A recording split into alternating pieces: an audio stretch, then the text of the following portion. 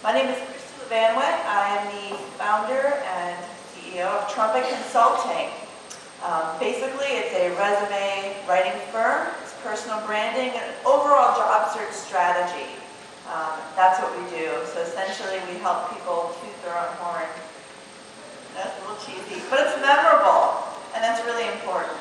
So Trumpet Consulting, trumpetconsulting.com. So if you want to find out more about our services, you can go there.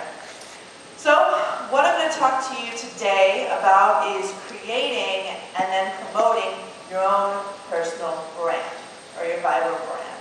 So that's the topic of discussion. And what would be next is, what is a personal brand? Personal brands have been in the media recently. There's been some people claiming to be personal branding gurus. People sort of throw around that term, as well as your viral brand, things like this. And it's like, what is it? What is personal branding? Some people think it's just for celebrities, like, oh, this is for Paris Hilton, this is for, Donald Trump, Oprah. Yes, they do have personal brands because their person is their business, but it's also for every one of us. Doesn't have to be some superstar image. Really what personal brand means is, who are you? And how do you communicate that to others in a way that's consistent? So there's really two elements to a great brand. There is differentiation, meaning uniqueness. What is it about you that's going to be different than your said competitors? So, of course, you have to know your market, who you're competing against. Like it or not, we're actually all competing against somebody.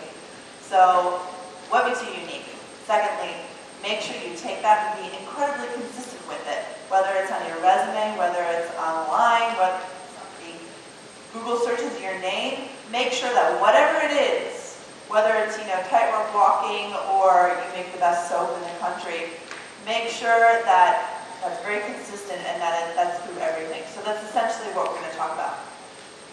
Personal branding. So that's what this slide did say. The hard thing about personal branding is it's not something that is the same for everybody. It's personal, So I cannot stand here and give you the exact formula for how each of you can create your own personal brand. What I have done a lot of work on, and what I'll talk to you about today, is sort of a mental process to go through to help you think about how to create your own personal brand. So it's essentially a methodology. 3 steps. Step number 1 is what I call align. It's very important. I think a lot of people sort of skip this step. It's a lot of sort of internal homework that you have to do. You have to answer questions like, understanding yourself and sort of how are you different, and then finding a way to actually communicate those in the pieces of marketing that you use, such as your resume, such as your cover letters, etc. Step 2 is connecting. Once you know who you are and how you're going to communicate yourself, you've got to go out and start reaching out to people, groups, associations. Basically, to let yourself be known. Step 3 is project. So once you're connected, why does this keep doing this? I don't know. Once you're connected, once you really align yourself, connect, project, you go out into the world and start actually attracting others to you by projecting and promoting yourself. So those are the 3 basic steps. I'm going to break them down for you right now, and that's sort of the essence of my presentation. So step number 1 is align. Aligning yourself. I've created essentially what I call the personal branding pyramid.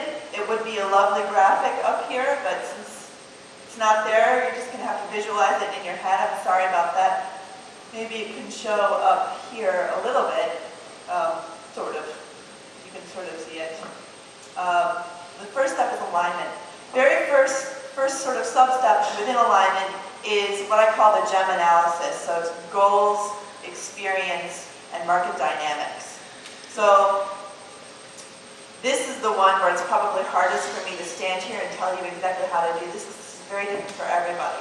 What I can tell you is for goals, it's very similar to sort of personal reflection. Think about what you really want out of life. Internal retrospect. Also, talk to your support network. That's a great thing to do. to figure out, so you can bounce ideas off people. Career Coach, also a great resource. There's a lot of books out there. One of my current favorites is, actually just bought it a couple weeks ago, a little late, is What Color's Your Parachute? That's a great book.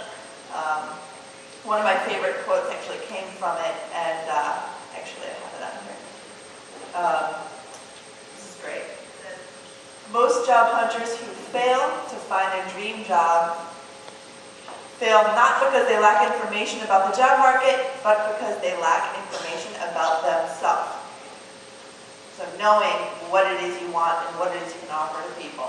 So that's goals. Experience is really taking a personal stock of what you've done so far in your career. If it's looking at old resumes, if it's looking at old job descriptions, if it's reviewing your transcripts, going all the way back. It depends on your age exactly how far back you want to go, but really pick out, oh my gosh, I didn't realize how much I use this skill, or I didn't realize that I have a huge competency in this area. Really sitting down and taking the time to do this. And I'm not talking about, taking a 5-minute shower and thinking about it. I'm talking about sitting down, piece of paper or a computer, and actually dedicating like a really good 2-hour session to this.